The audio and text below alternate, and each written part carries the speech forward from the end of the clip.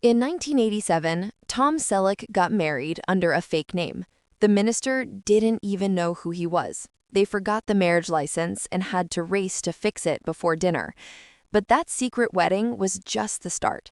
A water theft scandal, a helicopter death on set, and a son who spiraled into addiction. By 2025, Tom admitted on live TV he might lose everything. This is the story of a man who had it all and watched it crumble. Tom Selleck was born on January 29, 1945, in Detroit. His mother, Martha, stayed home to take care of the family, and his father, Robert, worked as a real estate investor. During that time, Robert was also serving in the Army, working on B-29 bombers during World War II. Tom was the second child. His older brother Bob had arrived a year earlier, in 1944, and later 2 more siblings followed, Martha and Daniel. In 1948, when Tom was just 3 years old, his father made a big decision. He left Detroit and moved the whole family to California. He had taken a commission-only job with Coldwell Banker in Los Angeles.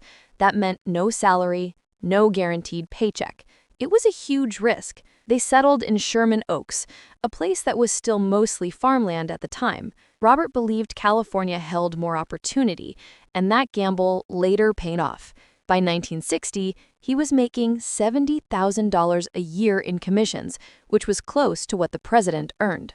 But for Tom, growing up in California wasn't easy. He started to grow taller than everyone else. Eventually, he reached 6'4". Even as a kid, he stood out in every classroom. He felt awkward and different, but slowly he began turning that height into something good. He joined a basketball team at Grant High School and became a standout player. When Tom was 17, something happened that could have ended everything. He was riding in a car with 2 friends, traveling down the dangerous curves of Mulholland Drive. The car lost control, went airborne, and crashed. It was his mother's red Chevy Corvette. The accident was so bad, it became the opening story in his 2024 memoir, You Never Know. They survived, but it changed Tom forever. It made him more careful, more thoughtful. Even though Robert eventually became successful, the early years in California were hard. The family struggled with money, so Tom worked. During high school, he got a part-time job at a clothing store. He kept working there even after he started acting classes. He also chose Valley Junior College because it let him live at home and save money. Even after he joined 20th Century Fox's acting program and then lost that opportunity, he went right back to the store. Work was never beneath him. He had always dreamed of attending USC, but they didn't give him a scholarship at first. He turned down a full basketball ride to Montana State just because he wanted USC so badly. So he worked, saved, and attended Valley College first. In 1965, he finally made it into USC. He played for the basketball team, but only scored 4 points in 7 games. The next season, he scored 0 in 3 games. His sports dreams faded fast. While majoring in business, he found side jobs. He worked for United Airlines as a campus rep. His Sigma Chi fraternity buddies pushed him into going on the dating game in 1965 and again in 1967. He lost both times. It was humiliating, but that embarrassment somehow opened a door. A casting agent saw him and gave him a chance to audition for a Pepsi commercial. He got the part. All he had to do was dunk a basketball on camera. He drank so much Pepsi during the shoot, he got sick. But the $1,000 from that ad led directly to his offer from 20th Century Fox. Then the Vietnam War changed everything. In 1967, Tom got his draft notice. Instead of going to war, he joined the California National Guard's 160th Infantry. He served for 6 years, from 1967 to 1973. He rose to sergeant and later became a second lieutenant. At one point, he even responded to the Watts riots in Los Angeles. But the cost was steep. While he served, Fox dropped him. He kept his uniform in the trunk of his car, ready for deployment anytime, even during auditions. If you'd like to support the research we do to uncover deep stories like this one, please take a moment to like this video and subscribe to our channel. Your support means we can continue to bring these untold truths to light. When he returned to acting, he trained at the Beverly Hills Playhouse under Milton Kitsoulas. It was intense. Katsoulis was a rough teacher. Some said it felt more like a cult than a classroom. The students had to stand and clap whenever he walked in. He shouted, he pressured, he told actors to pull their own hair out to feel rage. Some called him abusive, others called him brilliant. But Tom stuck with it. Even though he never joined Scientology, many said Katsoulis was using the class to recruit. To make money during college, Tom modeled for Salem cigarettes. Those cigarette commercials paid more than his United Airlines gig. But later, when he became famous with Magnum PI, those old ads came back to haunt him. Reporters asked him why he had promoted smoking. He hated those questions. He didn't want to be remembered as a guy who sold cigarettes to teens. Between 1965 and 1967, the dating game haunted him. Losing twice on national TV made him question everything. He told AARP it was the most embarrassing thing he'd ever done. That memory stayed with him for years. In 1969, he got a role in Judd for the Defense. It was a big break. Then something ridiculous happened. He was fired from another show just because he was too tall. At 6'4", he made the other actors look tiny. Directors didn't know how to shoot scenes with him. One agent even told him his height was a problem. Imagine being fired for how tall you are. It was crushing. For years, he had to accept bit parts just to stay in the game. From 1974 to 1979, he appeared in 6 episodes of The Rockford Files. He played Lance White, a detective. It should have helped his career, but behind the scenes, he clashed with the star, James Garner. Tom wanted his character to feel real. Garner wanted Lance to be silly, more of a joke.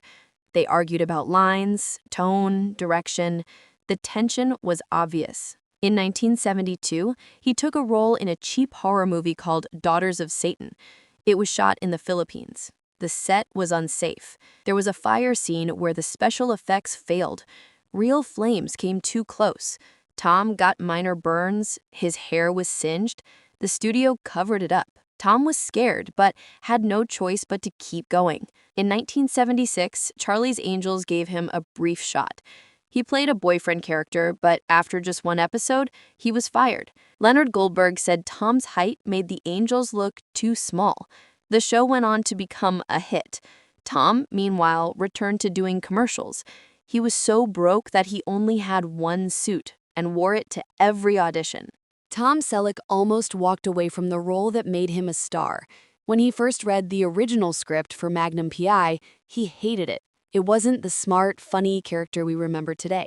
The first draft made Magnum a cartoon version of James Bond. He had a house on seaside cliffs, a vicious dog, and even a hang glider with machine guns.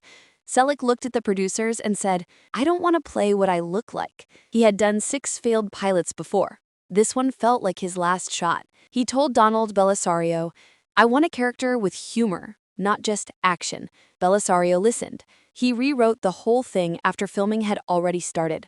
The change delayed production and made CBS nervous, but it saved the show and Selleck's career. In 1984, while he was still married to Jacqueline Ray, Tom met a woman who changed everything. Her name was Gilly Mack, a British actress dancing in the West End version of Cats. Tom became obsessed with the show. He kept going back again and again. His co-star Jane Seymour thought it was strange. "I liked Cats, but I didn't get why he went back 12 times, she said. At the time, tabloids went wild. Rumors of an affair swirled. Gilly didn't even know who Tom was. She had never seen Magnum PI. But after the shows, they'd have quiet dinners. In 1982, Tom divorced Jacqueline, but people never stopped asking if Gilly had been part of the reason.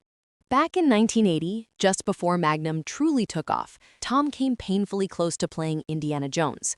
Steven Spielberg and George Lucas had chosen him, but there was a problem. Tom had already signed with CBS. Bob Daly at CBS was firm. No movie. Then the irony hit. A Screen Actors Guild strike in 1980 paused Magnum filming for 6 months. That was the exact window he could have shot Raiders of the Lost Ark. Instead, Tom waited in Hawaii. Meanwhile, Harrison Ford took the role and became a global icon. That one decision may have cost him over $100 million. That same year, tragedy struck on set. A helicopter crash during filming took the life of 33-year-old camera operator Robert Vanderkar. The pilot, Robert Sanders, survived, but was badly injured. They had been filming a routine ocean scene off the coast of Oahu. When the chopper went down, Sanders dove again and again trying to save Vanderkar. He never made it out. Tom was crushed. He demanded change. He clashed with Universal Studios over safety. He asked for more coordinators, backup helicopters, and proper briefings. Studios said it cost too much. Tom said it's lives we're talking about. His stand eventually forced changes across the industry. By the time the show ended on May 1st, 1988, over 50 million people watched the final episode. But behind the scenes, it was a war. CBS wanted to cancel it early. They tried to kill Magnum in season 7. He was shot, slipped into a coma, and the last shot showed him walking toward the light. But fans were furious. CBS had to bring him back for season 8. It cost them millions. The budget had ballooned to $1.2 million per episode. They asked Tom to cut location shoots, ditch helicopters, and hire cheaper actors. He refused. He said it would ruin the show. Tom didn't just act in Magnum, he protected it. In 1987, Tom starred in Three Men and a Baby. It made $167 million. When Batman came around in 1989, Tom was again on the list. Michael Keaton got it. Fans hated that choice at first. 50,000 protest letters flooded Warner Brothers. Tom turned it down because comic book movies weren't big back then, and he was still tied to Magnum. Later, he admitted he regretted it. Then came In and Out in 1997. Tom kissed Kevin Kline on screen for 12 full seconds. That one moment shocked his fans. He had been on the NRA board and had donated to conservative campaigns. People asked if the role clashed with his views. He said, "I make faces in front of a camera. That doesn't make me Solomon." He was an actor, and he played the part. The kiss stirred headlines, but it also opened doors for more LGBTQ+ roles in mainstream films. From 1995 to 2000, Tom showed up in 10 episodes of Friends as Monica's older boyfriend. On set, he had trouble with Chandler's sarcastic tone. He kept asking Matthew Perry for help. In 1998, Tom tried a big TV comeback with The Closer. It failed. Only 10 episodes aired. Tom was crushed. He took a full year off, retreating to his 63-acre ranch. Then came Jesse Stone. From 2005 to 2015, he starred in 9 TV films based on Robert B. Parker's novels. He even started co-writing the later ones. They were popular, but a plagiarism claim hit hard. Another writer said Tom copied his ideas. A secret settlement was made. In 2006, Tom appeared on Boston Legal. It should have been simple, but his real-life NRA role clashed with the show's liberal cast. The scripts poked at gun control. Tensions rose. Cast members challenged his views during table reads. Tom later said it was part of why he stepped down from the NRA board in 2018. His 2004 role in Ike, Countdown to D-Day, was praised. The days were long, 18 hours each. The pressure was high, and it nearly ruined his marriage to Jill Mack. He said the filming drained him emotionally and physically. From 2010 to 2024, Tom played Frank Reagan in Blue Bloods. He was the highest-paid actor, earning $200,000 per episode. But in 2023, CBS asked the cast to take a 25% pay cut to save the show. Tom agreed. He lost $1.2 million. Still, the show was canceled. He said he was frustrated. He begged CBS to reconsider. In 2015, Tom injured his knee during a stunt. It led to years of pain. By 2025, he had both knees replaced. Photos showed long scars. He struggled to walk, needed a truck for support. The family dinner scenes on Blue Bloods were his idea. He wanted them to feel real, but behind the scenes, he fought with writers. He said some storylines were too woke. Cast members had tricks to avoid eating. When COVID hit in 2020, filming stopped. Tom stayed on his ranch. He was 75. He started feeling the weight of everything: pain, age, fear. In his 2024 memoir, You Never Know, he admitted he was depressed. The arthritis was getting worse. Tom Selleck got married in 1971 to Jacqueline Ray, a model who stood by him when nobody knew his name.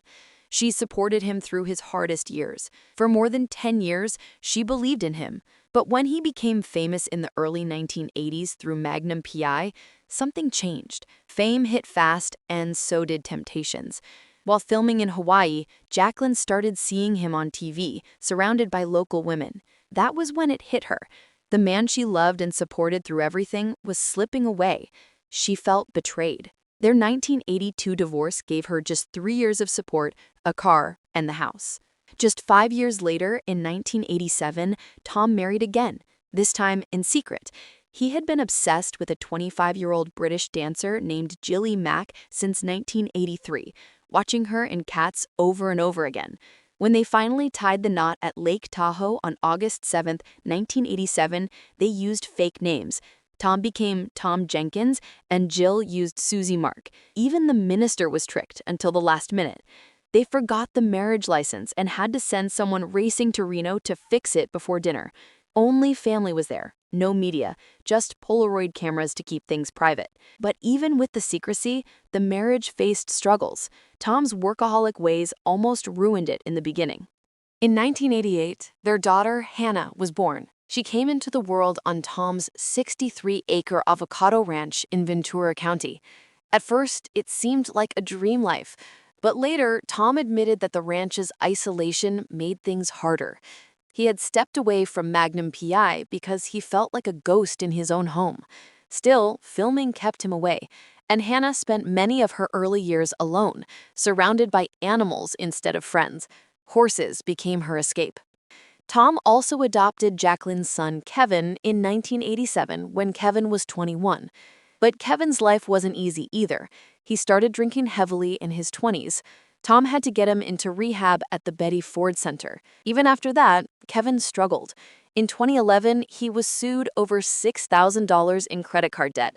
Friends said Tom tried everything: money, advice, freedom, but nothing worked. Kevin eventually married and had 6 kids, and sources say he recovered, but the pain lingered. Back in 1988, Tom had bought that same 63-acre ranch from Dean Martin for $5 million. But the peace didn't last. In 2015, the Water District sued him for allegedly stealing 1.4 million gallons of water. California was going through one of the worst droughts in its history, with a 36% mandatory cutback in his area. Investigators said Tom sent a tanker truck 12 times to fill water from a public hydrant 8 miles away. It cost the district $21,685 just to prove it. That's exactly what Tom ended up paying to settle the case and stop taking water. But that wasn't the ranch's only trouble. By 2023, nearly all his 2,500 avocado trees were destroyed by brutal droughts. Even 25 oak trees that had been there for more than 100 years died. Tom once joked, "I don't even like them. Why eat them when I can sell them?" But by 2023, the business had completely collapsed. Then came 2024. Blue Bloods, his longest-running show, was canceled. Tom had been earning $200,000 per episode, about $4.8 million per season. But despite that, he said on CBS that he wasn't sure if he could afford the ranch without working. He said, "Am I set for life? Yeah, but maybe not on a 63-acre ranch." The ranch was now worth $12 million, but he had taken out $15 to $16 million in loans back in the 2000s. Nobody knew how much was left to pay. Tom even offered CBS to cut salaries by 25% just to keep the show alive, but it didn't work. By 2025, Tom's health started to collapse. At 80, he was barely recognizable. His friends said he looked smashed, disheveled. He had arthritis and had undergone bilateral knee surgery in 2024 with visible scars down both legs. The medications, especially prednisone, made him hungry all the time, and depression made it worse. He started eating fast food in secret, hiding bags of chips and burgers. His friends feared he was eating himself to death. At 6'4", he was now close to 350 pounds. Doctors warned he was at high risk of heart attack, stroke, or worse. In May 2024, he released his memoir, You Never Know. It became a bestseller overnight. CBS tried to carry the legacy forward with a Blue Bloods spin-off in 2025 called Boston Blue. Tom wanted to be part of it. He begged, he pushed, but insiders said his health might stop him. He needed help just to walk. By 2026, people around Tom believed he might finally step away. He didn't want to, but his body was shutting down. His mind needed work. His soul needed purpose. But his knees, his heart, his weight, they were all screaming for rest. That ranch, which once gave him peace, now felt like a burden. He feared losing it. He said, "I need to keep working enough to hold on to the place." But time was moving fast. Friends said he might soon disappear into that ranch. Far from Hollywood, far from cameras, just Tom, his wife, and memories, stretching across 63 acres of silence. Thank you so much for watching with us. Tom Selleck's life is a powerful story about the real person behind the icon. It's a reminder that even the biggest stars face incredible battles, losing dream roles, fighting for their health, and fearing for their future. If this story moved you, the best way to support our channel is to hit that like button. We truly want to know what you think. What part of his story resonated most with you? Please let us know in the comments. And if you want to see more real stories like this, please subscribe. We'd love to have you back. Thanks for watching.